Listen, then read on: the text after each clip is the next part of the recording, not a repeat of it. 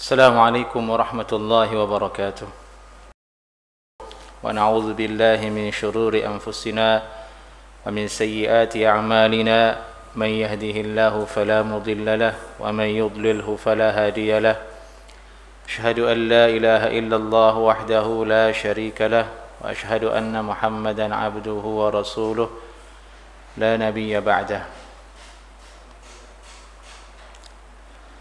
قال تعالى يا أيها الذين آمنوا اتقوا الله حق تقاته ولا تموتن إلا وأنتم مسلمون أما بعد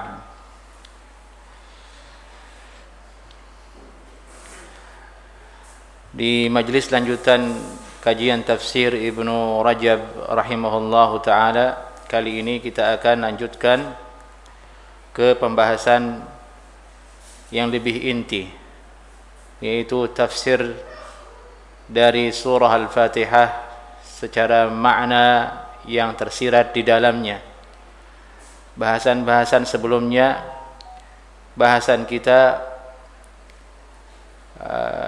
atau yang dibahas oleh Al-Hafidh Ibnu Rajab rahimahullahu ta'ala adalah tafsir terkait tentang makna bahasa, fadail, keutamaan surah Al-Fatihah, dan sebab turunnya, dan jumlah ayatnya, penamaan surat Al-Fatihah itu sendiri, hukum membacanya di dalam salat, dan masail-masail lainnya yang dia sesungguhnya adalah memang juga kandungan dan bagian dari tafsir surah Al-Fatihah sendiri.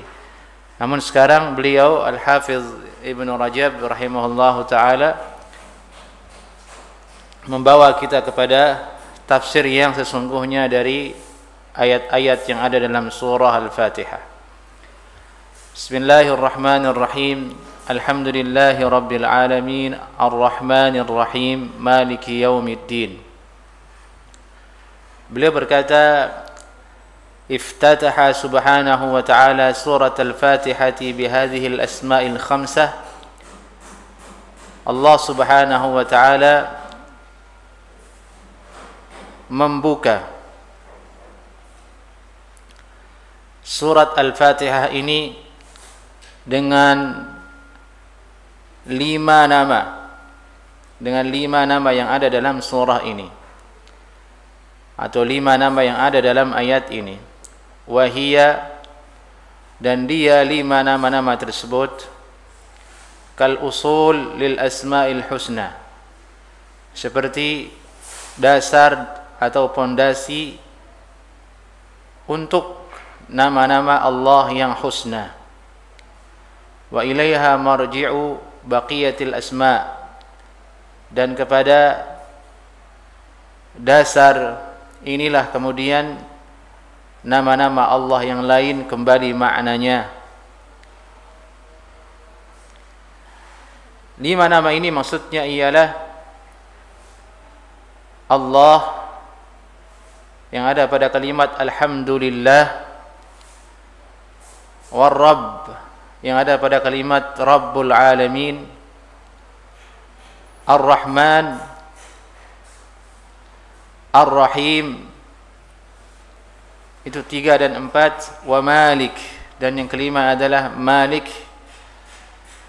Ini adalah 5 nama Allah subhanahu wa ta'ala yang Allah subhanahu wa ta'ala membuka surah Al-Fatihah dengan 5 nama ini, yang dimana kelima nama ini merupakan asal usul dari atau pondasi dan dasar dari seluruh nama Allah subhanahu wa ta'ala yang husna.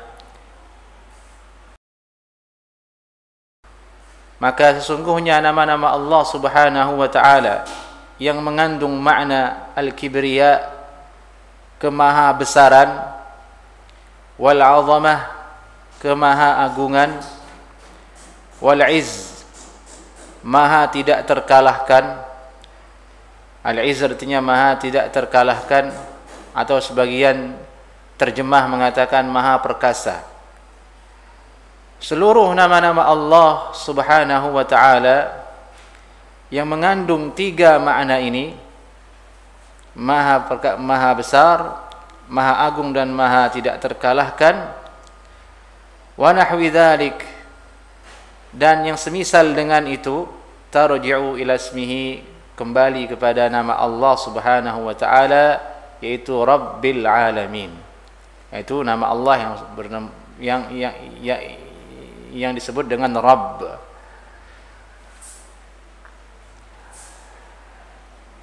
Ketika kita mengatakan Rabbun, berarti kita secara tidak langsung telah menghadirkan, telah mengakui, telah menyertakan semua nama-nama Allah Subhanahu wa taala yang mengandung makna kebesaran, keagungan dan maha tidak terkalahkan. Karena Rabb, pencipta, penguasa, maha pengatur itu sudah pasti, sudah lazim secara akal dan secara nas adalah tentu yang maha perkasa, tentu adalah maha besar, tentu adalah maha agung. Dan semua makna itu tercakup dalam kalimat Rabbun. Rabbun. Itu makna Rabbil Alamin. Alhamdulillahi Rabbil Alamin.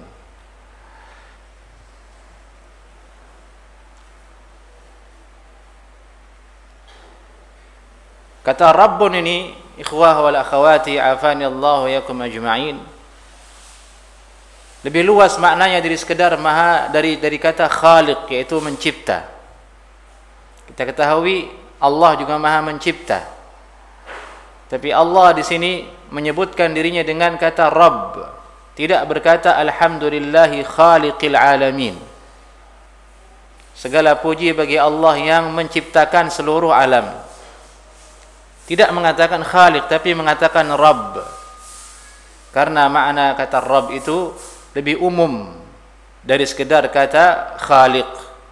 Rabb itu mengandung makna mengatur, menciptakan, maha perkasa, maha agung, dan maha tidak terkalahkan. Dari itulah Allah Subhanahu wa taala menyebut dirinya dengan Rabb di sini, Alhamdulillahi Rabbil Alamin. Dan sebagai faedah, Rabb ini, kata Rabb itu adalah kata yang kita dianjurkan untuk memanggil Allah Subhanahu wa taala di dalam berdoa. Dari itu dalam banyak doa disebutkan kata Rabb, baik dalam Al-Qur'an maupun hadis Nabi sallallahu alaihi wasallam. Di antaranya misalnya Rabbi ja'alni muqimas salati wa min dzurriyyati Rabbana wa taqabbal du'a. Rabbi ij'alni, wahai Rabbku, Rabb, muqimus salah, jadikanlah diriku ini orang yang mendirikan salat, dan juga keturunanku. Rabbana wa taqabbal du'a, wahai Rabb kami, lagi disebutkan kata Rabb, wahai Tuhan kami, wahai Rabb kami, terimalah permintaan kami.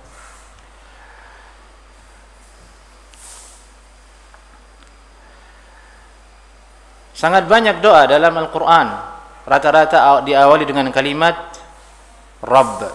Di antaranya alladzina yaquluna Rabbana atina fid dunya hasanah wa fil akhirati hasanah wa qina adzaban nar. Dan orang-orang yang berkata Rabbana atina, wahai Rabb kami, berikanlah kepada kami di dunia ini kebaikan dan di akhirat kebaikan, dan jagalah kami dari siksaan api neraka. Ini menunjukkan bahwasanya betapa kita dianjurkan menggunakan lafaz Rabb ketika berdoa.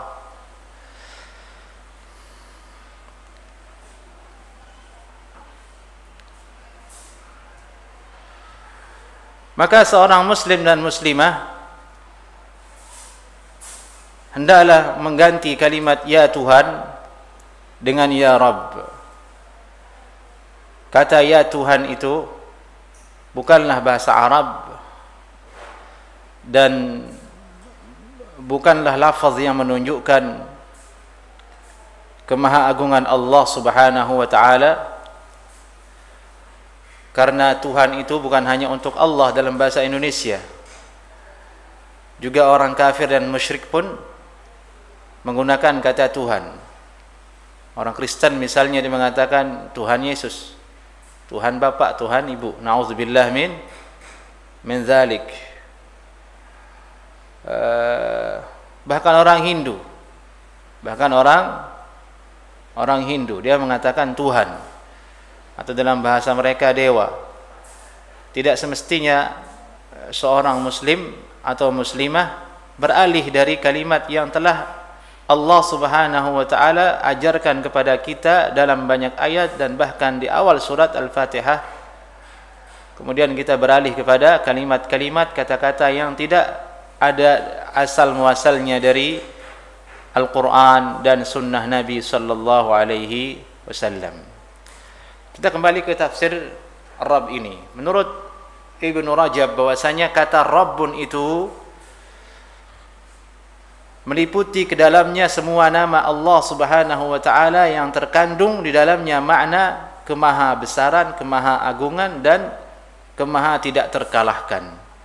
Inilah keutamaan dan kelebihan kata Rabbun tersebut. Kemudian beliau mengatakan wal asma'al mutadamminah lil in'am wal ifdal wal ihsan wal karami wal afwi wal maghfirati tarji'u ila ismihi ar-rahmanir rahim.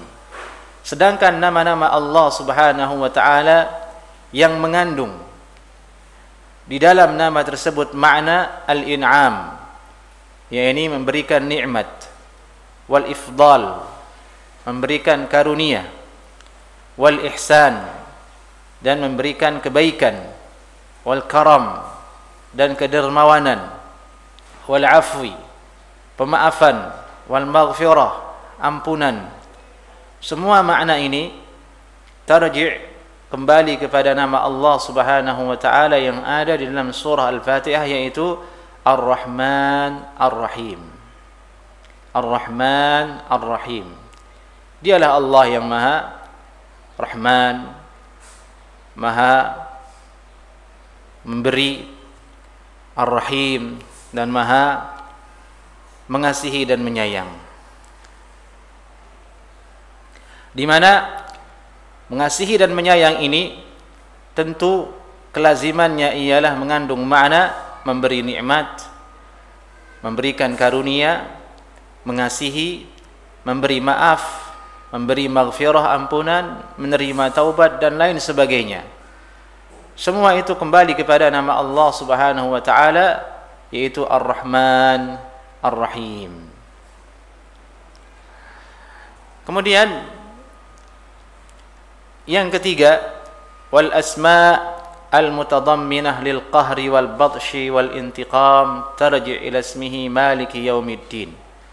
Sedangkan nama-nama Allah Subhanahu wa taala yang mengandung makna al-qahr wal batsh. Al-qahr artinya maha memaksa, maha kuat, maha kuasa. Wal batsh, maha menguasai, maha menggenggam. Wal intiqam, maha membalas. Atau yang semakna dengannya, di mana Allah Subhanahu wa taala di antara nama-namanya ada yang seperti itu. Al-Qahhar, yakni al-Batash. Al-Batash di antaranya firman Allah, inna batsha rabbika lasyadid. Wal intiqam, wallahu azizun dzuntiqam. Dialah Allah Subhanahu wa taala yang maha aziz, maha perkasa, zu intiqamin, dan pemilik balasan. Semua nama yang mengandung makna seperti ini kembali dia kepada nama Allah Subhanahu wa taala yang ada dalam surah Al-Fatihah, yaitu Maliki Yaumiddin. Dialah Allah Subhanahu wa taala Raja, Maharaja. Tentu raja itu kesempurnaannya tidak lain adalah maha memaksa, maha memberi hukuman, maha membalas, maha menipu bagi orang-orang yang menipu daya agama Allah Subhanahu wa taala. Maka semua tersebut kembali kepada nama Allah Maliki Yaumiddin. Itulah alasannya kemudian Ibnu Rajab rahimahullah ta'ala mengatakan bahwa kelima nama Allah Subhanahu wa taala yang ada dalam surah Al-Fatihah di awal surat bagian pertama, alhamdulillahi rabbil alamin ar-rahman ar-rahim maliki yaumiddin, adalah usul atau dasar pondasi untuk semua nama-nama Allah Subhanahu wa taala yang telah disebutkan di dalam Al-Qur'an dan dalam sunnah-sunnah Nabi sallallahu alaihi wasallam. Dengan alasan itulah kemudian surah Al-Fatihah ini disebut sebagai Ummul Quran, induknya Al-Quran, karena salah satunya yaitu semua nama-nama Allah Subhanahu wa taala yang ada dalam Al-Quran dan hadis Nabi sallallahu alaihi wasallam kembali maknanya ke dalam surah Al-Fatihah, terutama dalam 3 ayat ini.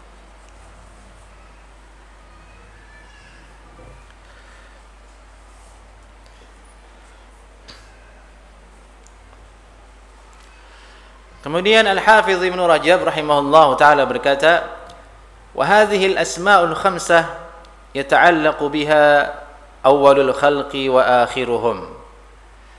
Dan nama-nama Allah Subhanahu wa taala yang 5 ini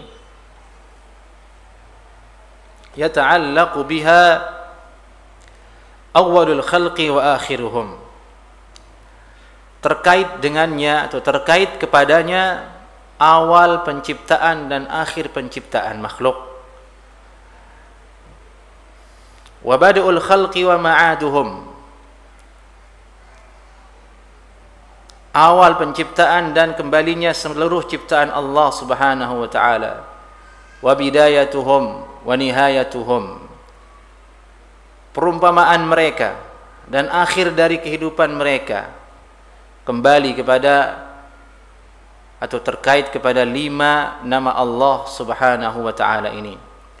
Idh hiya mutadamminah, karena 5 nama ini menyangkut atau mengandung lismil ilah, nama untuk al-ilah yaitu Allah Subhanahu wa taala, war rabbi, dan Rabb, ar-Rahman, ar-Rahim, maliki yaumiddin, di mana kita ketahui semua makhluk bergantung kepada Allah Subhanahu wa ta'ala.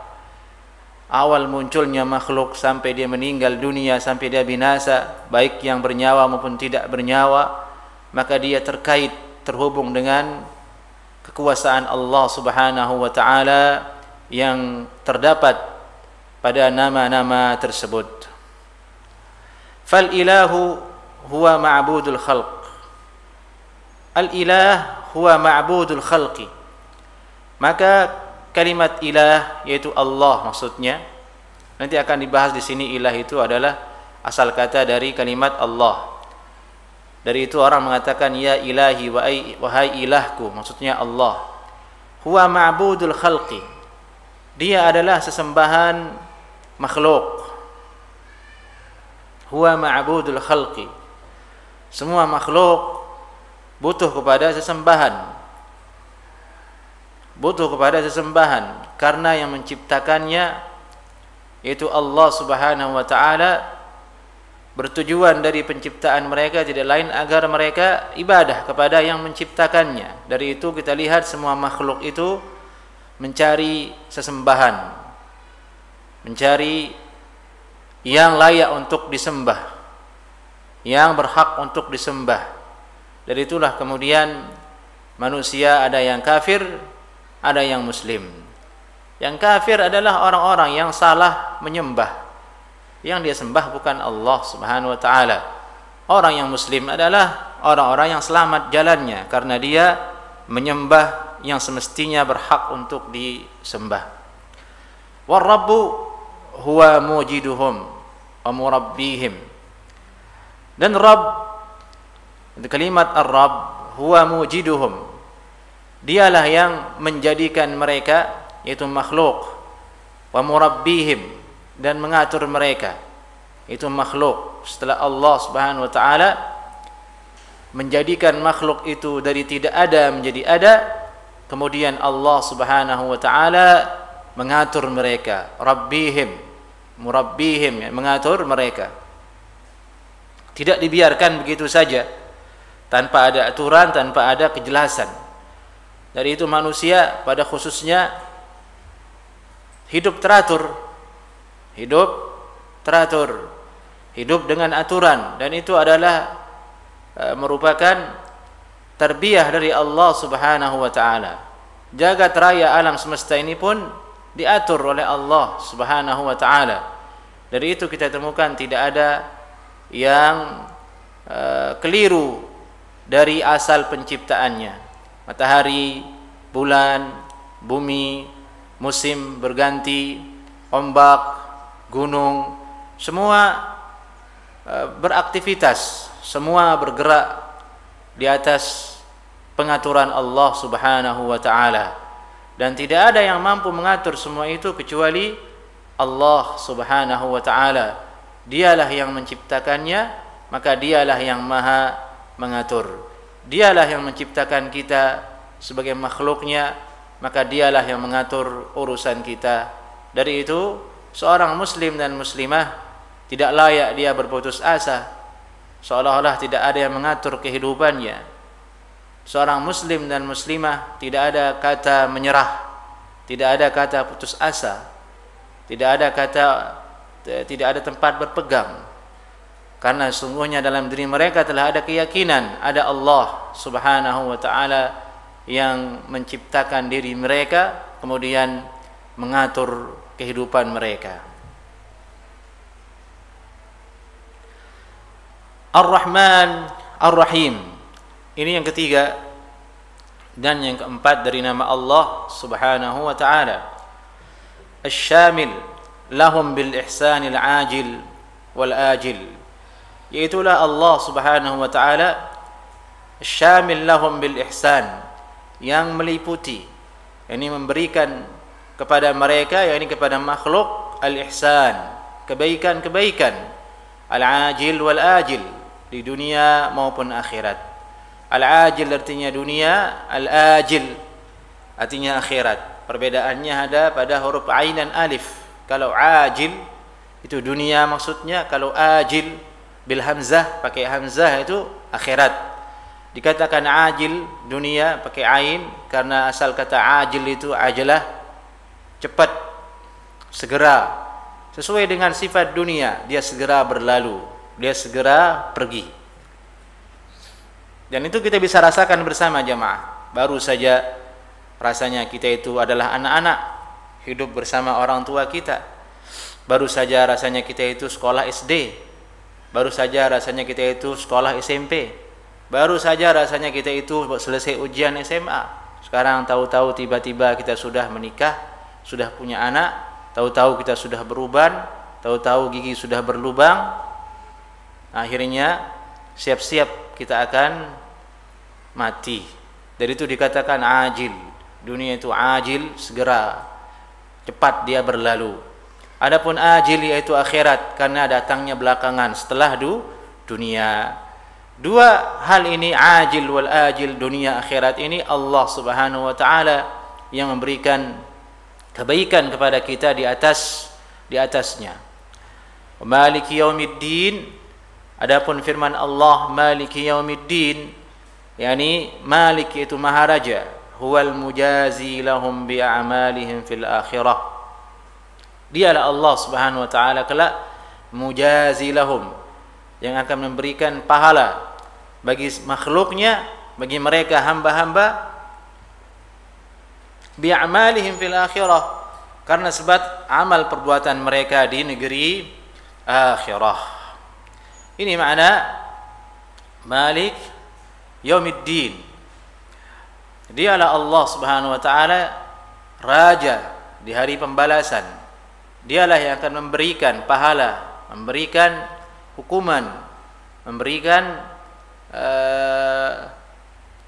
balasan setimpal bagi seluruh hamba.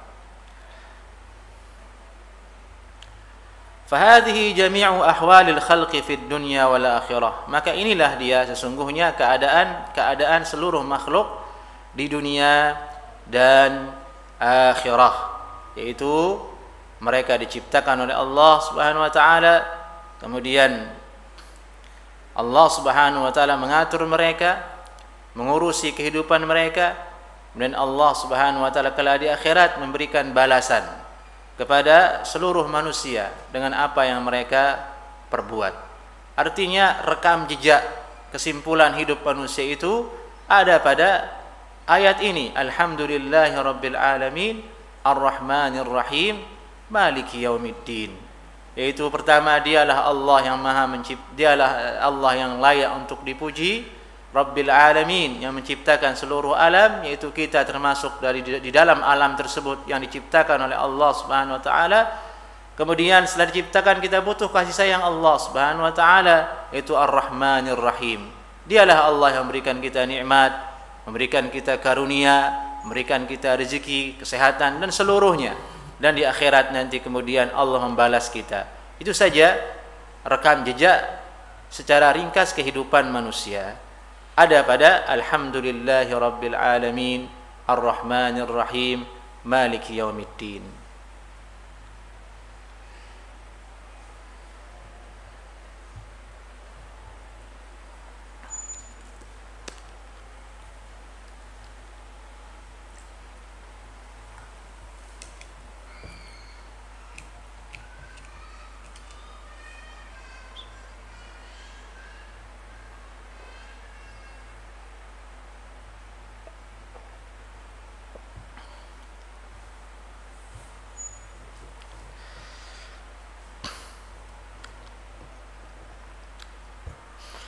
Barulah kemudian Al-Hafidh Ibnu Rajab rahimahullahu ta'ala masuk ke pembahasan berikutnya, yaitu pembahasan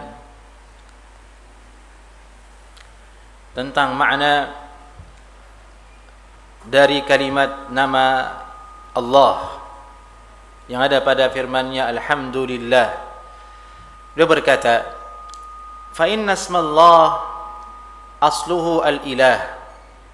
Sungguhnya nama yaitu Allah asalnya adalah al-ilah. Al-ilah wa huwa, dan kalimat Allah itu dia mushtaqun ala sahihil masyhur, adalah kalimat yang bentuknya mushtaq. Mushtaq dia adalah lawan kata dari mujarrad, jamid wal mushtaq, jamid wal mushtaq. Dan ini adalah bahasan ilmu bahasa Arab. Kalimat itu kalau dilihat dari susunan perkatanya itu ada yang mushtaq, ada yang jamid. Yang mushtaq itu maksudnya kalimat tersebut diambil dari kata yang lain, kemudian berubah menjadi kalimat tersebut. Kalau jamid itu tidak punya perubahan, katanya memang seperti itu, tidak bisa berubah. Dan yang sahih pada kalimat Allah itu, kata ulama, dia mushtaq, kalimat yang diambil dari kalimat lain, punya asal dia. Asalnya apa? Ilah. Asalnya ilah. Ilah menjadi Allah. Kemudian ilah itu adalah istiqaq, itu tempat pengambilan katanya.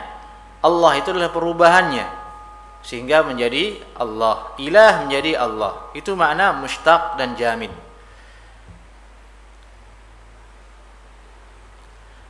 Di situ ada khilaf di antara ulama, memang ada yang mengatakan Allah itu tidak mushtaq, dia memang kalimat yang jamid, memang sudah seperti itu kalimatnya Allah, jadi diambil dari kalimat yang lain dalam bahasa Arab. Tapi yang sahih kata Ibnu Rajab rahimahullahu taala, dia mushtaq.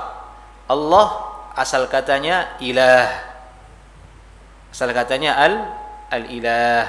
Dari itu dalam kalimat la ilaha. La ilaha.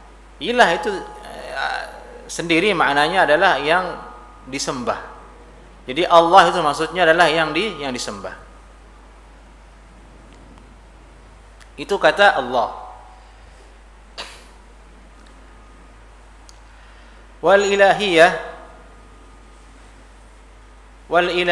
taqtadi al-ghayah al-matlubah li ajliha khuliqal khalqu fid dunya.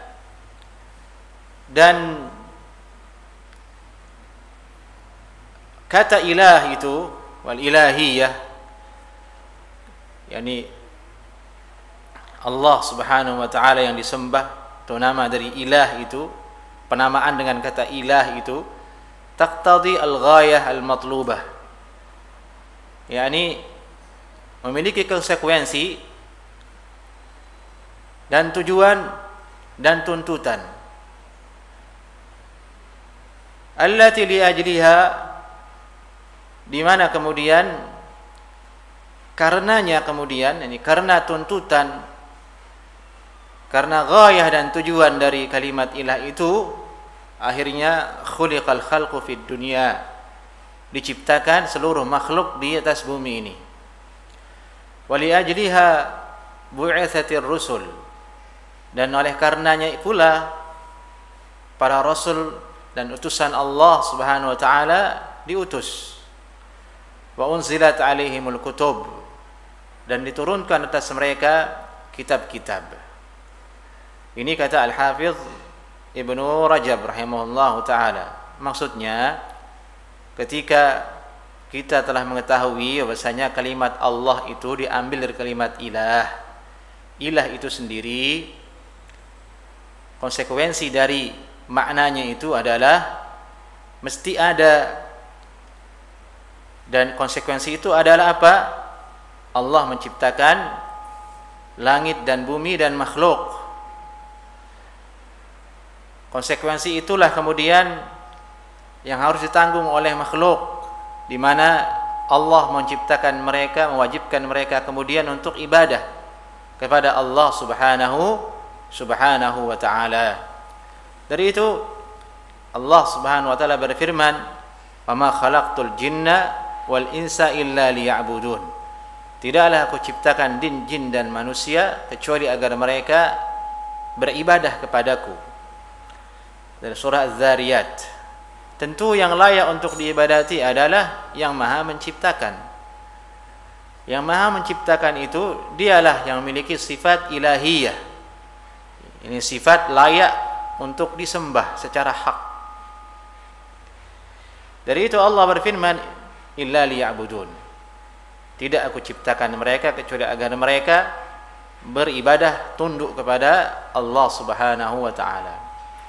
Dari itu Allah berfirman juga, wa ma arsalna min qablika min rasulin illa nuhi ilaik annahu la ilaha illa ana fa'budun. Dan tidaklah kami mengutus rasul sebelum engkau wahai Nabi Muhammad sallallahu alaihi wasallam illa nuhi ilaih, kecuali kami wahyukan kepada rasul tersebut annahu la ilaha illa ana. Isi wahyunya apa? La ilaha illa ana. Tidak ada yang berhak, tidak ada ilah, tidak ada sesembahan, tidak ada yang diagungkan, tidak ada yang dicintai, tidak ada yang diri kita tunduk kepadanya dalam bentuk ibadah kecuali saya. Ini kecuali Allah Subhanahu wa taala. Fa'budun, fa'buduni. Ini fa'budun, maka sembahlah aku. Ayat ini menjelaskan kepada kita tujuan dari diutusnya Rasul itu lain adalah agar menegakkan tauhid, dan ayat ini menjelaskan bahwasanya konsekuensi dari ilahiyah itu ialah manusia menyembah Allah Subhanahu wa taala. Makhluk ini tunduk kepada Allah Subhanahu wa taala. Allah berfirman juga, "Wa ma umiru illa liya'budullaha mukhlishina lahuddin." Dan tidaklah mereka diperintah oleh Allah Subhanahu wa taala illa liya'budullaha mukhlishina lahuddin hunafa, kecuali agar mereka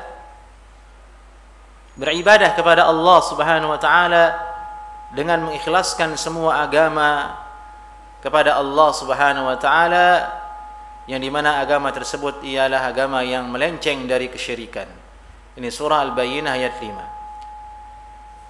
Allah Subhanahu wa taala juga berfirman, "Innani anallahu la ilaha illa ana fa'budun." Sungguhnya diriku ini, anallah, akulah Allah. La ilaha illa ana, tidak ada sesembahan kecuali saya. Fa'budun, maka sembahlah aku. Ini surat Thaha ayat 14. Ayat-ayat ini perintah Allah Subhanahu wa taala kepada manusia agar mereka tunduk ibadah kepada Allah Subhanahu wa taala dan tidak jatuh kepada kesyirikan terdapat dalam satu nama saja, yaitu Allah. Dan itu ada pada awal surat Al-Fatihah. Alhamdulillah, segala puji hanya milik Allah. Allah itu ialah ilah, yaitu yang memiliki sifat untuk wajib diibadati, yang kemudian sifat tersebut memiliki konsekuensi. Itu Allah menciptakan makhluk dengan tujuan agar mereka tunduk taat ibadah kepada Allah Subhanahu wa taala. Subhanallah, ternyata maknanya sangat dalam ayat ini kalau kita berfikir dengan mendalam dan diberikan kepahaman oleh Allah Subhanahu wa taala. Baru satu kata saja, alhamdulillah, segala puji bagi Allah Subhanahu wa taala, kita seolah berenang di sebuah lautan yang sangat luas. Tidak sampai ilmu kita untuk menguasai semuanya. Tidak tersampaikan dengan kata-kata betapa maha luas, betapa maha agung, betapa maha kuasa Allah Subhanahu wa taala yang telah menciptakan manusia dan makhluk, dan tujuan penciptaannya sangat mulia, yaitu agar mereka tunduk ibadah kepada Allah Subhanahu wa taala. Al-Hafidz Ibnu Rajab berkata, "Wa tauhidul ilahiyyati huwa alladhi ja'atir rusul li ajlih." Dan tauhid ilahiyah, yakni mengesahkan Allah, memurnikan Allah, mengesahkan penyembahan. Tauhid al-uluhiyah artinya mengesahkan penyembahan kepada Allah Subhanahu wa taala. Huwa alladhi ja'at ar-rusulu li ajlih. Dialah yang para nabi dan rasul Allah Subhanahu wa taala datang membawanya. Wattafaqu 'ala ad-du'a ilaih, dan mereka semua telah bersepakat untuk berdakwah kepadanya. Ini kepada tauhid tersebut. Ini perkataan Ibnu Rajab rahimahullahu taala, ulama dari kalangan mazhab Al-Hambali yang sangat disegani, yang tahun lahirnya lebih dulu daripada Syekh Muhammad bin Abdul Wahhab yang seringkali dituduh sebagai Wahabi, yang dijelek-jelekkan namanya oleh orang-orang yang tidak mengerti inti dakwah dari beliau dengan mengatakannya sebagai Wahabi, padahal konsep dakwahnya tidak menyelisihi konsep dakwah para nabi dan para ulama sebelum beliau. Di antaranya adalah apa yang diucapkan oleh Al-Hafidz Ibnu Rajab ini. Beliau mengatakan, tauhidul ilahiyah huwa alladhi ja'at ar-rusulu li ajlih wattafaqu 'ala ad-du'a ilaih. Tauhid menyembah hanya kepada Allah ini, ya artinya kita akan perangi kesyirikan. Kita akan dakwahi orang agar jangan jatuh kepada kesyirikan. Itulah yang dibawa oleh para rasul, dan semua mereka telah bersepakat. Corak dakwahnya, inti dakwahnya adalah tauhid tersebut. Namun wahai saudara-saudaraku, ikhwani wa akhawati, afani Allah wa iyyakum ajma'in, sangat disayangkan sedikit orang yang menggemakan dakwah tauhid. Sedikit orang yang istiqamah terus-menerus mendakwahkan tauhid ilahiyah kepada umat manusia. Sebagian banyak dari mereka, para dai, bahkan orang-orang yang ikut ke pengajian, lebih semangat dia bila tema pengajian itu, bila tema dakwah itu adalah hal-hal yang menyangkut dengan urusan duniawi, seperti masalah pernikahan, masalah rumah tangga, masalah jual beli, masalah-masalah fikih yang kadang tidak begitu mendasar. Itulah yang banyak digemari oleh para dai, bahkan oleh orang-orang yang mengikuti dai tersebut. Dan itu adalah satu kesenjangan dalam berdakwah, yakni berkurangnya antusias orang banyak terhadap dakwah tauhid. Akibatnya itu fatal, yaitu iman orang akan menipis, keyakinan orang menjadi berkurang, perhatian mereka tentang kesyirikan menjadi berkurang, atau bahkan mungkin sebaliknya, lebih parahnya adalah memerangi dakwah tauhid itu sendiri. Al-Hafidz Ibn Rajab kemudian berkata, wa haqiqatu an la ilaha illallah annahu la yu'allahu siwahu mahabbatan wa khasyatan wa raja'an wa inabatan.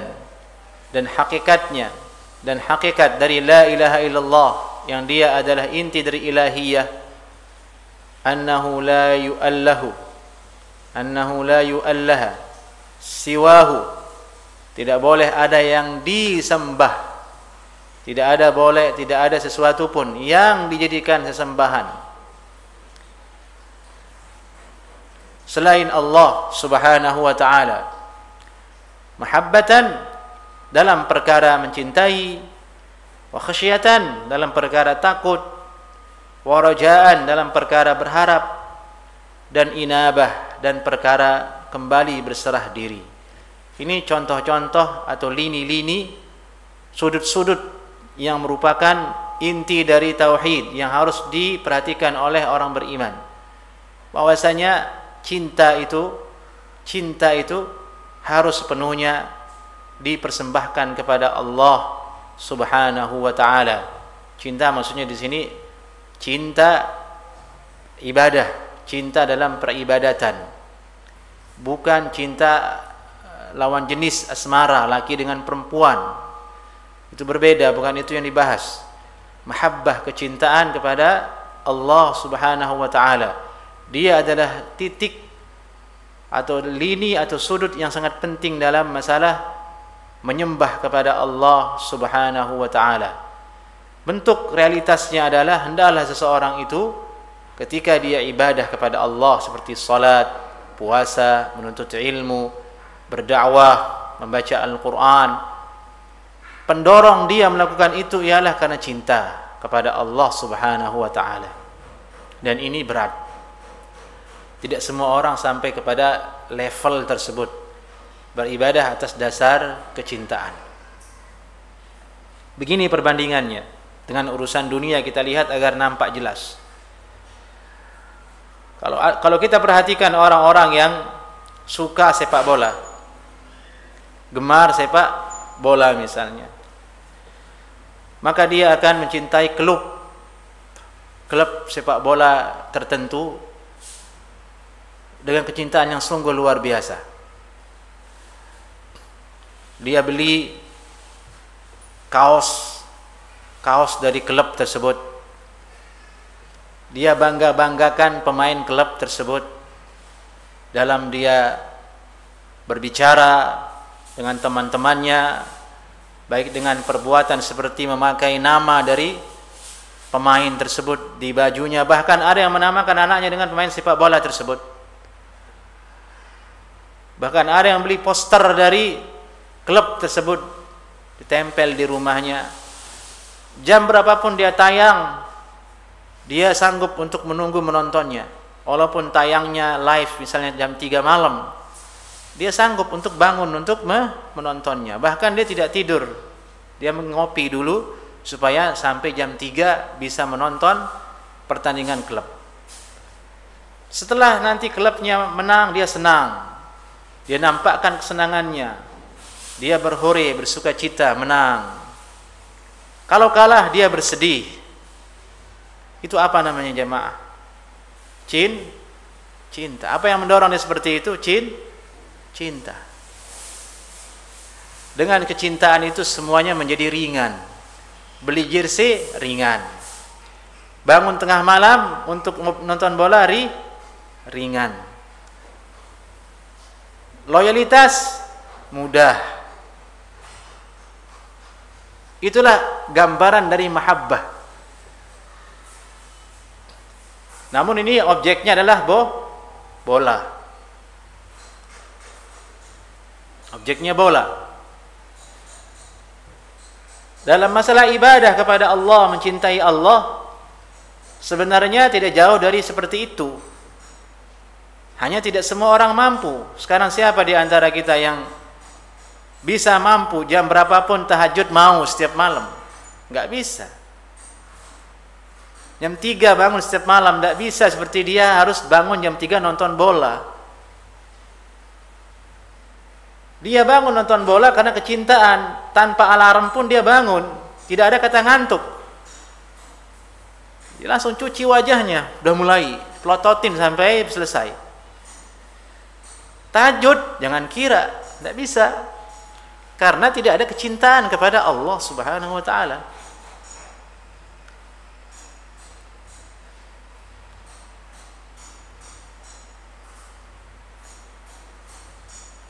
Maka disitulah diukur cinta itu kepada Allah dengan amalan, dengan perbuatan.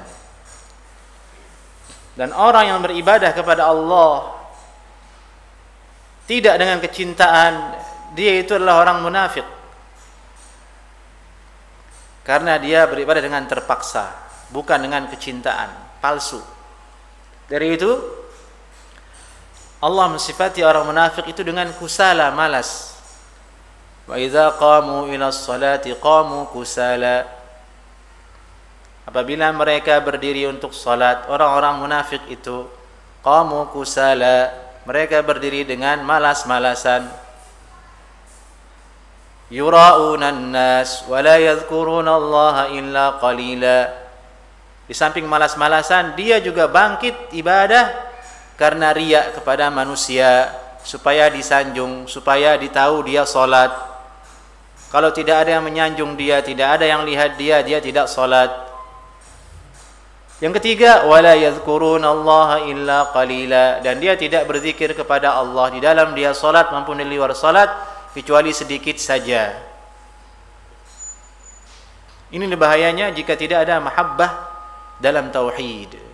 Dari itu ulama mensyaratkan syarat la ilaha illallah itu harus ada mahabbah, kecintaan, cinta terhadap tauhid, cinta terhadap bahwasanya dirinya itu sebagai manusia wajib untuk tunduk ibadah kepada Allah Subhanahu wa taala yang bentuknya itu salat, puasa, zakat, zikir, ibadah dan lain sebagainya. Subhanallah ikhwah wa akhawati afani Allah yakum ajma'in. Orang yang beruntung itu adalah orang yang diberikan mahabbah dalam hatinya kepada Allah, yang bentuknya akhirnya kemudian dia tunduk ibadah dengan ringan kepada Allah. Disuruh puasa Senin Kamis karena dia cinta, dia mau. Ya Allah yang suruh saya, Nabi yang suruh saya, ringan saja dia puasa. Disuruh sedekah, mudah dia sedekah karena Allah yang nyuruh, karena kecintaan kepada Allah dan agama Allah dan nabinya. Layaknya seorang yang gemar sepak bola tadi, disuruh beli jersey dia ringan saja, nggak masalah. Uang 100.000, 200.000 hanya untuk beli jersey mah senang dia, demi cintanya kepada sepak bola tersebut. Mestinya seperti itu dia ketika dia disuruh berzakat. Nih ada pengusaha berzakat, itu adalah perintah dan kewajiban dari Allah. Berat untuk berzakat. Kalaupun dia berzakat, dia nyebut-nyebut, dia sebut-sebut zakatnya di depan orang, dia merasa dirinya berjasa terhadap sumbangannya, padahal itu adalah harta yang wajib dia keluarkan, yang kalau tidak Allah perangi dia, Allah ancam dia dengan qital, perang, sebagaimana Abu Bakar As-Siddiq memerangi orang-orang yang tidak mau berzakat. Kalau kita pikirkan keadaan banyak orang, kita khawatir. Bahkan diri kita ini termasuk orang-orang yang belum sampai ke level mahabbah, belum sampai ke level ibadah kepada Allah dengan kecintaan.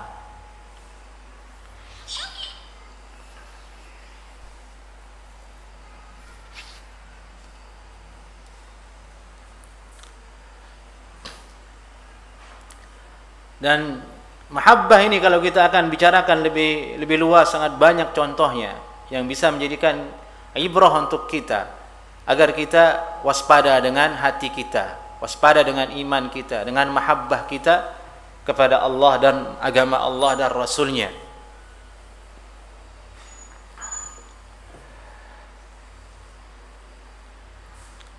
Wa khasyatan, ni wa haqiqatu an la ilaha illallah annahu la yu'allah siwahu mahabbatan wa khasyatan.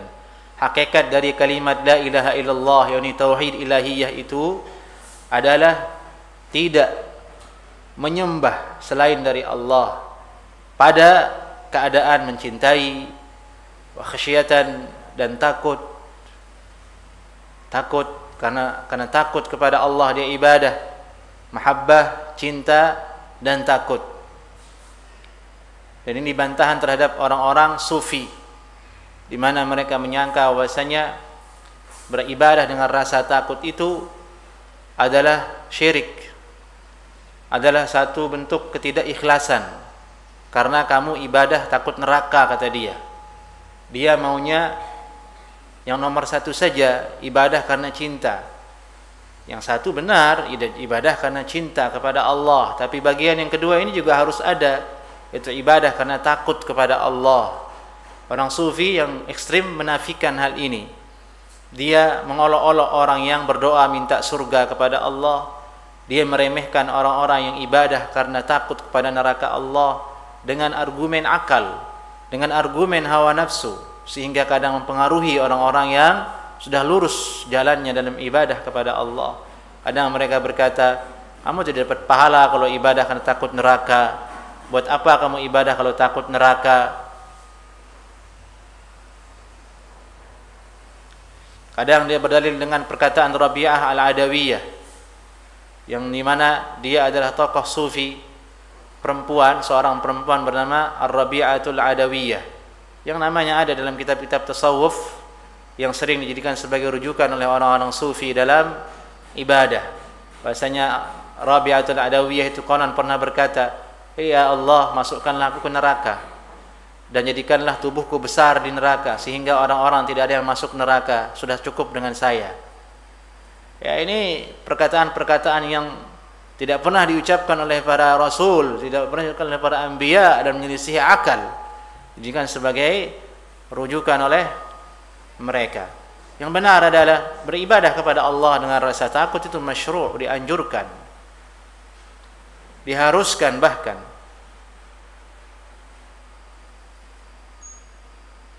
Dalam firman-Nya Allah berfirman, wakhshawni, takutlah kepadaku, khasyah. Dalam banyak ayat Allah Subhanahu wa taala mengancam hamba-hambanya yang tidak mau beribadah, wattaqun nar, takutlah kalian kepada neraka. Itu maksudnya apa? Ya, ini boleh orang beribadah kepada Allah karena dasar dia takut siksa Allah Subhanahu wa taala. Sebaliknya, seseorang tidak boleh tunduk ibadah kepada Allah karena takut kepada makhluk. Maka itu riya namanya. Yang ditakuti hanyalah Allah Subhanahu wa taala. Tidak boleh seseorang meninggalkan ibadah kepada Allah hanya karena takut kepada makhluk. Hanya Allah yang kita wajib untuk takut kepadanya, karena Dia yang bersifat berhak untuk diibadati, maha layak untuk diibadati, dan Dialah yang maha menciptakan kita. Wa rajaan wa inabatan, yakni jangan pertuhankan, yakni jangan sembah selain Allah Subhanahu wa taala dalam hal raja. Ini berharap surga, berharap kebaikan. Ini berdoa hendaklah hanya kepada Allah Subhanahu wa taala.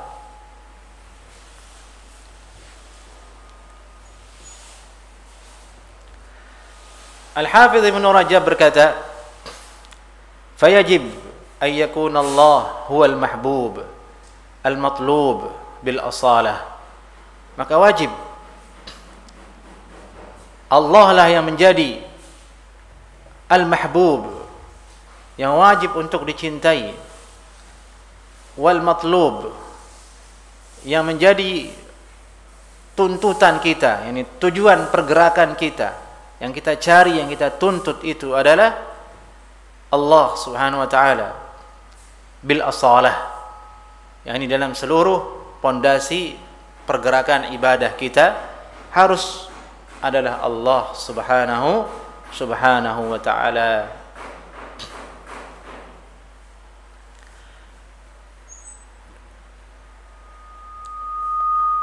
Masalahnya sekarang di sini, tadi kan kita contohkan dengan hal yang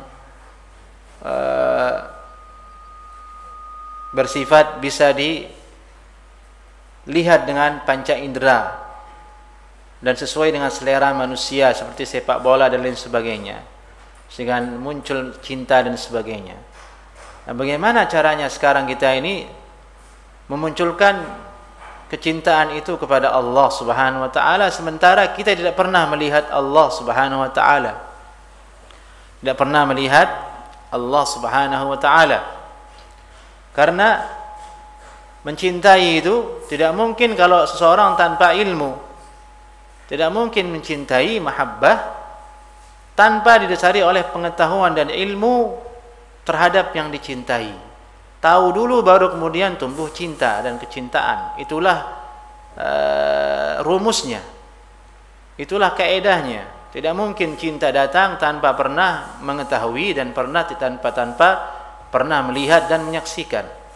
Maka dari itu, semakin seseorang mengetahui, mengenal Allah Subhanahu wa taala dalam dirinya, maka semakin besar celah, semakin besar kesempatan dia untuk sampai ke level mahabbah, mencintai Allah Subhanahu wa taala. Dan sebaliknya, semakin tipis iman seseorang, semakin tipis keilmuan seorang tentang kemahabesaran Allah Subhanahu wa taala, tentang kemahakuasaan Allah Subhanahu wa taala, tentang rububiyah Allah Subhanahu wa taala, maka kesempatan dia untuk meraih mahabbah akan semakin jauh. Dari itu Al-Hafidz Ibnu Rajab berkata, fa inna kulla insanin khuliqa faqiran muhtajan ila jalbi ma yanfa'uh. Sungguhnya seluruh manusia itu diciptakan faqiran, dalam keadaan fakir, muhtajan, dalam keadaan butuh, ila jalbi ma yanfa'uh, fakir, butuh kepada apa-apa yang datang, apa-apa yang mendatangkan manfaat untuk dirinya. Ya, ini apa-apa yang dibutuhkan oleh manusia, maka dia butuh kepadanya. Wa daf'i ma yadurruh, dan manusia ini diciptakan oleh Allah Subhanahu wa taala butuh, fakir, dalam hal menolak segala sesuatu yang dapat mencederai dirinya. Ya, ini kita butuh kepada sesuatu yang melindungi kita. Kita menjauh dari sesuatu yang bisa mencederai kita, memudaratkan kita. Dan seperti itulah keadaan manusia, tidak jauh dari dua hal ini. Pertama adalah Allah ciptakan mereka dalam keadaan butuh kepada hal-hal yang menunjang dirinya, yang bermanfaat untuk dirinya. Makan, minum, tempat tinggal, uang, kesehatan, itu hal-hal mendasar. Allah ciptakan kita seperti itu, kita butuh kepada hal-hal tersebut. Wa daf'i ma yadurruh, di satu sisi juga kita butuh kepada perlindungan. Kita butuh kepada hal-hal yang bisa menjadikan diri kita sakit, menjadikan diri kita miskin, menjadikan diri kita tidak mampu. Ini keadaan manusia. Wa nafsuhu maridatun daiman,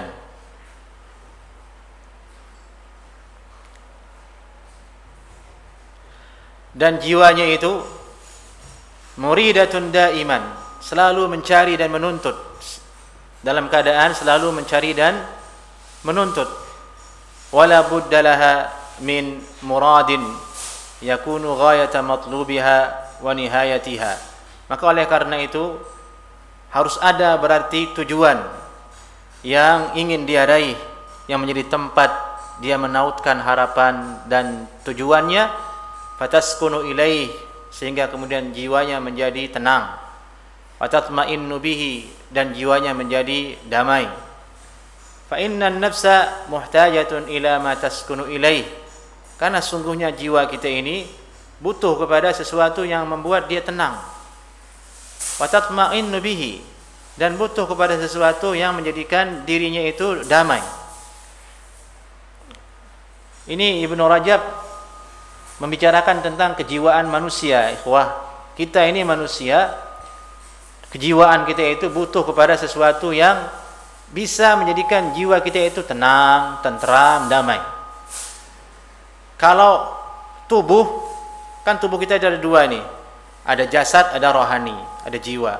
Jasad itu yang dia butuhkan itu makanan, minuman, kemudian hubungan badan, kemudian istirahat, tidur. Itu pokok-pokoknya. Jiwa butuh sesuatu yang menjadikan dia itu sehat, damai, tenang. Dan jawabannya adalah, yang dia butuhkan itu adalah Allah Subhanahu wa taala. Yang dia butuhkan satu-satunya dalam hal ini adalah yang bisa menjadi obatnya, menjadi tujuannya sehingga tercapai ketenangan dan kedamaian itu adalah Allah Subhanahu wa taala. Dari itu Ibnu Rajab berkata di sini, semua yang tadi asyaddu min hajatiha ila tanawulil aghdhiyah al-mahsusah min at-ta'am wasyarab, bahwa kebutuhan jiwa kita selaku manusia kepada ketenangan dan kedamaian itu lebih daripada butuhnya badan kita kepada makanan dan minuman. Ya, masuk akal bahwa ketika lapar dan dahaga manusia bisa bertahan, masih bisa tersenyum kadang-kadang. Contohnya orang berpuasa. Tapi kalau jiwanya yang sakit, jiwanya tidak tenang, maka dia bisa jadi orang gila, bisa menjadi orang yang kafir, bisa menjadi orang yang mengikuti hawa nafsu dan langkah-langkah syaitan yang pada ujungnya menjerumuskan dia kepada kebinasaan di dunia dan akhirah. Oleh karena itu Ibnu Rajab berkata, wala tatma'innun nafsu wala taskunu illa bi'ibadatillahi wahdah. Kuncinya ini, tidak mungkin jiwa seorang manusia itu damai, tidak mungkin jiwa seorang manusia itu tentram illa bi'ibadatillahi wahdah, kecuali dengan ibadah kepada Allah semata, kecuali dengan bertauhid, wa ta'ahulihi, kecuali dengan menyembah Allah Subhanahu wa ta'ala. Fala tatma'innul qulub illa bihi, tidak mungkin jiwa ini menjadi tenang kecuali dengan hal itu, yaitu ibadah kepada Allah Subhanahu wa ta'ala. Wala taskunu illa ilaih, tidak mungkin dia menjadi lapang, gembira, menjadi luas rasanya hati kita, jiwa kita, kecuali dengan bertauhid. Dan itu terbukti. Jika Anda salat dengan khusyuk, Anda akan tenang. Seberat apapun masalah itu, jika Anda baca Al-Quran, ada ketenangan. Walaupun Anda tidak punya uang, tapi Anda dekat dengan Allah, Anda mencintai Allah, ikhlas kepada Allah, Anda akan tenang. Jiwa Anda akan gembira, jiwa Anda akan luas.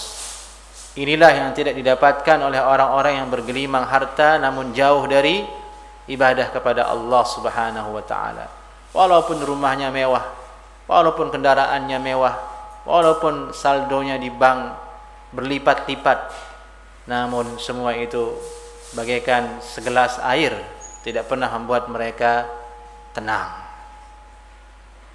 Itulah keadaan orang-orang yang dihukum oleh Allah Subhanahu wa ta'ala dengan dunia.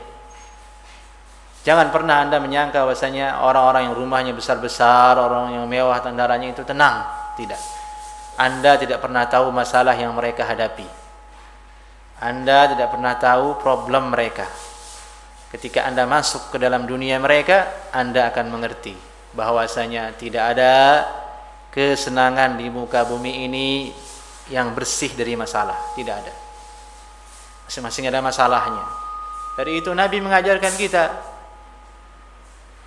zikir kepada Allah, ibadah kepada Allah, semua urusan. Contoh yang paling ringan adalah kisahnya Fatimah, putrinya Nabi sallallahu alaihi wasallam, ketika datang mengadu kepada ayahandanya Nabi Muhammad sallallahu alaihi wasallam, "Ya Rasulullah, tanganku sudah hampir sakit, sudah tidak lembut lagi telapak tangannya putri Nabi sallallahu alaihi wasallam karena lelah mengurus suaminya, lelah mengurus rumah tangganya, mencuci, membuat makanan, mengurus rumah, membuat tangan Fatimah bintin Nabi sallallahu alaihi wasallam lecet tangannya. Datang ke Nabi meminta bantuan. Bagaimana ya Rasulullah, saya butuh pembantu supaya pekerjaan saya ringan. Tapi Nabi sallallahu alaihi wasallam ingin mendidik umatnya, ingin mendidik putrinya. Bisa saja Nabi sallallahu alaihi wasallam memberikan Fatimah seorang budak atau pembantu untuk mengerjakan isi rumahnya, tapi Nabi tidak melakukannya. Justru Nabi bersabda kepada Fatimah, "Bacalah ini, banyaklah tasbih, subhanallah, alhamdulillah, wa la ilaha illallah, Allahu akbar." Kalau kita pikir apa hubungannya? Fatimah minta supaya pekerjaan rumahnya ringan karena tangannya sudah keras karena lelah bekerja di rumah. Tapi disuruh berzikir, disuruh tasbih oleh Nabi sallallahu alaihi wasallam. Kan tidak nyambung kalau akal kita. Tapi kalau dipikir ternyata iya. Bahwasanya lelahnya fisik kita itu bisa terobati dengan ikhlas berzikir kepada Allah Subhanahu wa taala. Bukan dengan mencari kesenangan dunia. Justru kesenangan dunia itu melahirkan kelelahan berikutnya. Contoh, ada orang ingin pergi santai, jalan-jalan ke puncak. Di perjalanan apa yang dia temukan? Capek kan, macet.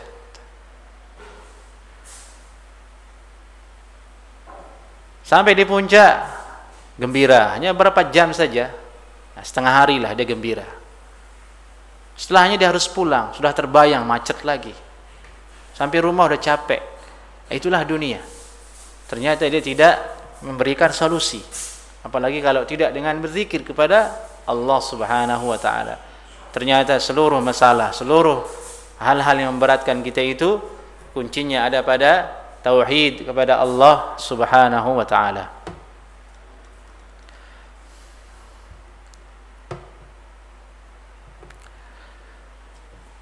Ini yang terakhir. Kemudian Ibnu Rajab berkata, wa kullu ma'luhin siwah yahsulu bihil fasad, dan segala sesuatu yang disembah selain Allah maka terhasil kerusakan dengannya. Wala tasluh bihil qulub bal tufsid, maka akan menghasilkan kerusakan dengan kesyirikan tersebut, dan tidak bagus untuk hati manusia, bahkan merusaknya. Allah berfirman, "Lau kana fihima alihatun illallahu lafasadata."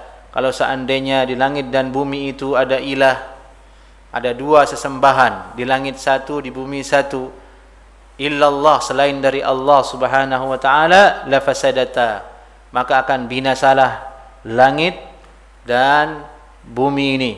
Maksudnya ayat ini adalah merusak, menghantam dan membantah konsep orang-orang yang syirik dalam masalah ilahiyah, yaitu orang-orang yang menyembah selain Allah Subhanahu wa ta'ala, orang-orang yang berkeyakinan ada selain Allah yang boleh juga diibadati, yang disembah. Maka hal itu merusak langit dan bumi, dan merusak hati dan merusak kehidupan manusia. Tidak ada jalan kecuali memperbaiki keadaan kecuali dengan tauhid kepada Allah Subhanahu wa taala, dengan beribadah kepada Allah Subhanahu wa taala dengan mahabbah, dengan khasyah, dengan penuh raja, dengan penuh inabah kepada Allah Subhanahu wa taala. Baik ikhwah, sampai di sini kajian kita dulu di paragraf yang berbunyi wala tatma'innun nafsu wala taskunu illa bi'ibadatillah. Berikutnya insyaallah kita lanjutkan ke paragraf yang berbunyi wasyirku taratan yakunu mukhrijan 'anil millah wa taratan yakunu ghaira mukhrij. Yani pembagian syirik yang ada dalam tafsir Al-Fatihah Ibnu Rajab rahimahullahu taala. Sampai di sini semoga ada manfaatnya. Aqulu qouli hadza. Assalamualaikum warahmatullahi wabarakatuh.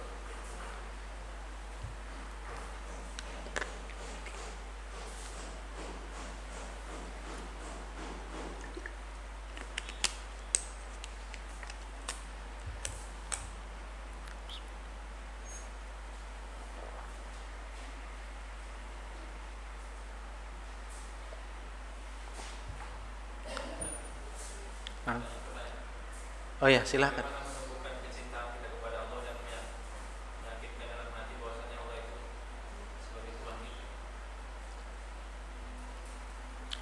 Tadi kita sudah sindir sedikit bahwa kecintaan kepada Allah Subhanahu wa taala ini bukan level sembarangan. Bahkan kami pun belum sampai ke level itu. Beribadah kepada Allah dengan dasar mahabbah yang sempurna. Tapi ada jalan-jalan untuk menuju hal itu, ada teori-teori yang menunjukkan kepada hal itu. Yang pertama adalah yakni mengenal Allah Subhanahu wa taala dengan dalam. Mengenal Allah secara mendalam. Karena tidak mungkin tumbuh cinta kecuali dengan mengenal yang dicintai. Yang tadi itu masalahnya. Kita ini tidak pernah melihat Allah. Zat Allah tidak mungkin kita lihat di dunia. Berbeda dengan hal keduniaan. Kita bisa jatuh cinta karena melihat dia. Ada perempuan cantik, kita cinta ke dia karena ada yang kita lihat. Ada sepak bola, klubnya bagus, ya kita suka dengan dia karena ada fisik yang kita lihat. Allah, kita tidak diberikan rezeki di dunia melihat Allah. Ini menjadi salah satu tantangan kemudian dan ujian untuk manusia. yakni mengenal, mengilmui Allah Subhanahu wa taala dengan sedalam-dalamnya sampai ke level haqqul yaqin, barulah kemudian muncul mahabbah. Bagaimana caranya kemudian mengenal Allah, mengetahui Allah meskipun tidak pernah melihat Allah? Itu dengan melihat ayat-ayatnya. Amin ayatihi an khalaqalakum min anfusikum azwaja, misalnya. Di antara tanda-tanda ayat Allah itu adalah Allah ciptakan kalian berpasang-pasangan. Dan wa min ayatihi khalqus samawati wal ard. Di antara ayat-ayat Allah adalah Allah ciptakan langit dan bumi. Ya, ini ayat yang seperti ini banyak dalam Al-Quran. Yang intinya adalah tafakkur pada penciptaan langit dan bumi, tafakkur kepada makhluk Allah, tafakkur kepada diri sendiri. Kenapa kita ada? Bagaimana ini kok bisa terjadi? Semakin dalam kita yakini itu, sebagaimana orang-orang sains meyakini, mengetahui sebab musababnya terjadi, maka akan tumbuh mahabbah yang sangat dalam. Kita tahu orang-orang ahli sains, ikhwah, orang-orang yang ahli sains, yang meneliti biologi misalnya, yang meneliti penemuan-penemuan, kenapa, bagaimana misalnya terjadi janin dalam perut ibu, dalam rahimnya perempuan. Dia teliti, dia lihat prosesnya, dia ketahui bagaimana terjadi. Setelah dia tahu dengan persis, dia berdecak kagum, subhanallah. Itu maksudnya dia mulai mengenal Allah secara mendalam. Nah, kita yang bukan peneliti pun bisa sebenarnya gampang. Allah berfirman, wa fi anfusikum afala tubsirun. Pada dirimu tidakkah kamu berpikir agar engkau timbul rasa cinta kepada yang menciptakan dirimu? Coba saja lihat diri kita. Allah ciptakan kita begitu sempurna. Ada di antara anggota badan kita ini titik-titik yang tidak memiliki rasa, seperti kuku, dipotong tidak sakit. Kok bisa? Rambut dipotong kok bisa tidak sakit? Kok bisa dia tumbuh seperti tumbuhan? Hal seperti itu. Kenapa kalau kita minum tidak tumpah lagi kalau kita tiduran? Hal-hal yang luar biasa di diri kita, itu cara kita mengenal Allah. Itu yang pertama, mengenal Allah secara mendalam dengan cara tafakkur. Itu akan menjadikan kita cinta, tunduk, merasa ringan untuk, oh iya saya ini diciptakan oleh Allah, maka ya saya harus tunduk kepada syariatnya karena Allah yang menciptakan saya. Yang kedua, kita pikirkan tentang Rahman Rahimnya Allah yang ada pada ayat tadi. Allah itu Maha Rahman, Maha Rahim, Maha memberi, Maha menyayangi. Kita lihat diri kita. Allah berikan kita air minum, Allah berikan kita pakaian, Allah berikan kita makanan, Allah balikkan roh kita dari tidur kita, Allah menjaga kita dari semut, Allah menjaga kita dari banyak hal-hal yang memudaratkan kita tanpa pernah bisa kita atur. Tiba-tiba Allah mengaturnya untuk kita. Semakin kita bersyukur dengan pemberian itu, muncul mahabbah. Muncul mahabbah. Yang ketiga, ini intinya. Yang ketiga itu intinya adalah berteman dengan orang-orang soleh yang melatih kita, mengajak kita untuk giat ibadah. Ini yang mahal. Ini yang tidak mudah didapat di kehidupan akhir zaman. Ini yang susah didapat di akhir zaman dan di masyarakat. Ada tokoh, ada orang yang bisa kita berteman dengan dia dan mengajak kita kepada kebaikan, mengajak kita untuk salat sunnah, qabliyah, ba'diyah, mengajak kita untuk berzikir, mengajak kita untuk baca Al-Quran, mengajak kita untuk ke pengajian. Itu susah. Ya, ini contohnya pengajian yang hadir cuma antum berdua. Orang tahu konsepnya tapi tidak mau menjalankan karena tidak ada yang mengajak dia secara baik untuk ayo kita ke pengajian, ayo kita ibadah. Itu timbul dengan apa? Dengan berteman dengan orang-orang baik. Lebih dekat saya contohkan. Antum kalau sholat sunnah di masjid, antum kalau ke masjid bisa dikatakan 90% antum akan sholat sunnah qabliyah ba'diyah. Iya kan? Nih kita kalau ke masjid azan maghrib atau isya, kita lihat orang sholat kan rata-rata qabliyah ba'diyah. Kita bangun enggak? Bangun kita. Itu apa? Karena teman, lingkungan. Coba antum di rumah, bangun enggak qabliyah ba'diyah? Belum tentu. Misal salat tarawih di Ramadan, ke masjid. Kenapa orang ke masjid salat tarawih? Karena kalau di masjid banyak orang, banyak teman lingkungannya, dia ringan rasanya. Ini psikologisnya manusia. Tapi kalau di rumah salat tarawih, Bu, misalnya di rumah sendirian, jangan harap. Adanya sebagian ibu yang milenial drakor dia tonton, bukan tarawih. Itulah pentingnya teman. Dan ini yang paling susah. Dan kita setelah menikah punya teman, itu istri kita. Setelah menikah perempuan punya teman, itu suaminya. Beruntunglah kemudian temannya itu adalah orang soleh.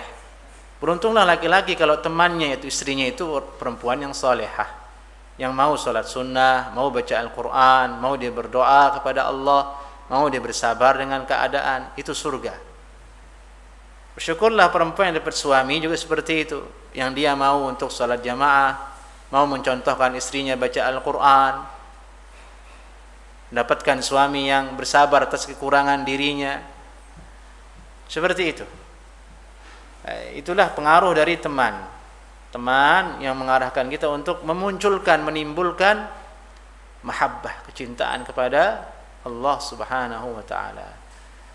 Yang terakhir tadi itu kaitannya dengan nomor pertama, itu ilmu. Sering-sering belajar.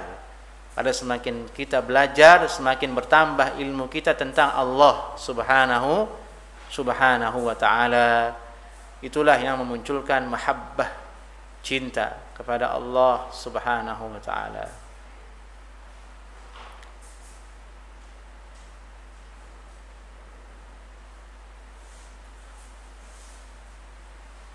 Allahumma habbib ilaina al-iman wa zayyinhu fi qulubina. Ya Allah, jadikanlah keimanan itu kecintaan dalam hati kita, dan jadikanlah ya perhiasan di hati kita, yaitu mahabbah kepada Allah Subhanahu wa taala. Wa karrih ilaina al-kufra wal fusuq wal isyan, dan jadikanlah kami benci kepada maksiat kekufuran kepada Allah Subhanahu wa taala. Ini doa-doa yang mesti kita sering baca untuk memunculkan mahabbah kepada Allah Subhanahu wa taala. Barakallahu fik ya akhi, barakallahu fik. Pertanyaan yang sangat bagus yang mengingatkan kita untuk serius meniti jalan untuk mahabbah kepada Allah Subhanahu wa taala. Dan ini perlu untuk sering diingat oleh kita bersama, karena manhaj salaf itu bukan sekedar manhaj yang selalu ajarannya adalah mentahdzir orang, membid'ahkan orang, tidak. Ada banyak masail, perkara-perkara yang harus kita perhatikan.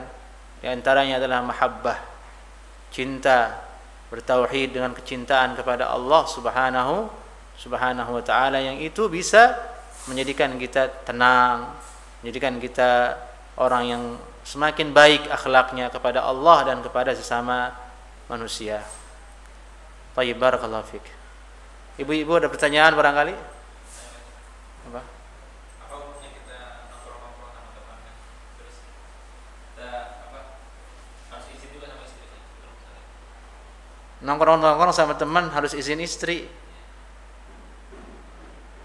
Suami mah tidak perlu izin istri. Sebaliknya yang minta izin itu istri kepada suami. Narasi antum mengatakan suami harus izin istri, ini sudah tanda kutip, berarti antum tidak punya kepemimpinan dalam rumah tangga, karena antum mesti izin dulu ke dia. Jangan. Yang minta izin itu istri. Mau ke pasar, si istri bilang ke suaminya, "Mas, saya mau ke pasar ya." "Oh iya sayang, boleh." "Mas, saya mau pergi ke sekolah ya, hari ini ada jam mengajar." "Oh boleh sayang." Begitu. Tapi kalau suami, "Dek, saya boleh enggak?" Ah, ini bahaya ini. Jangan.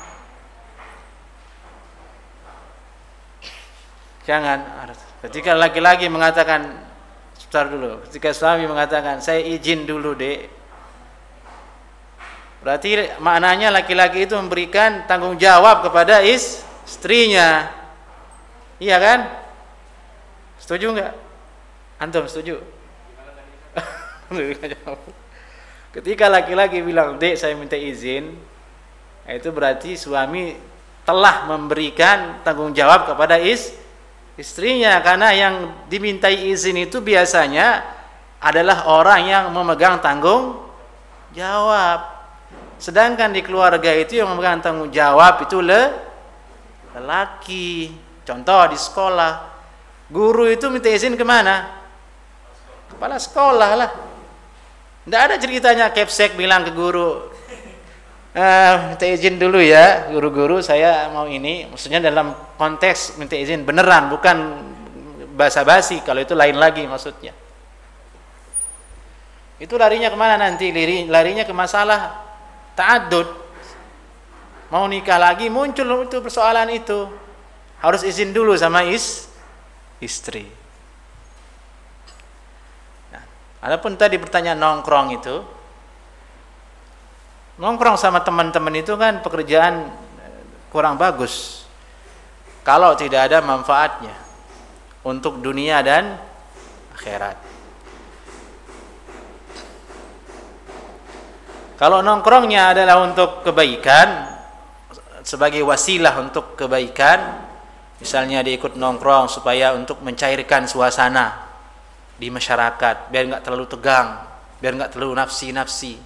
Karena kita makhluk sosial, butuh kadang ngobrol, kita butuh untuk berkomunikasi dengan orang di sekitar kita, butuh saling kenal, sehingga dengan itu tercipta kemudian tenggang rasa, tercipta baik sangka. Boleh itu wasilah yang dianjurkan malah. Tapi itu yang tidak ada kalau di kota. Jarang orang nongkrong. Orang itu nongkrong kalau satu hobi. Misalnya nongkrong ya sesama penggemar sepak bola, nongkrong sini. Nongkrong di tempat ngopi, ya orang-orang yang tertentu gitu. Tapi bukan dengan orang lingkungannya. Intinya adalah dia wasilah, nongkrong itu dilihat tujuannya. Tidak ada dalil mengatakan diharamkan nongkrong, tidak ada dalil mengatakan begitu. Karena dia wasilah, asalnya boleh, tapi dilihat dari tujuannya. Kalau tujuannya untuk tidak jelas, jatuh kepada menghibah orang, membuat provokasi, misalnya merencanakan sesuatu yang tidak bagus, jelas itu haram, tidak boleh. Tidak boleh. Barakallahu fiik.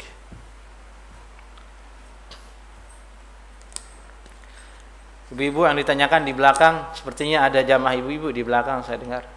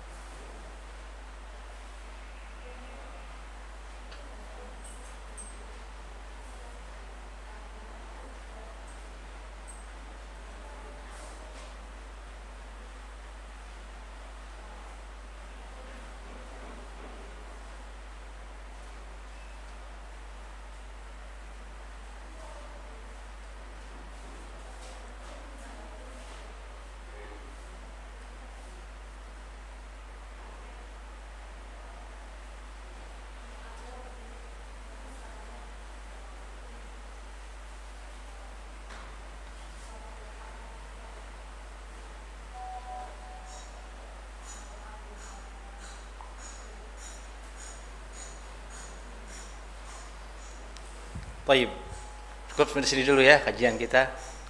Qul qouli hadza, assalamualaikum warahmatullahi wabarakatuh.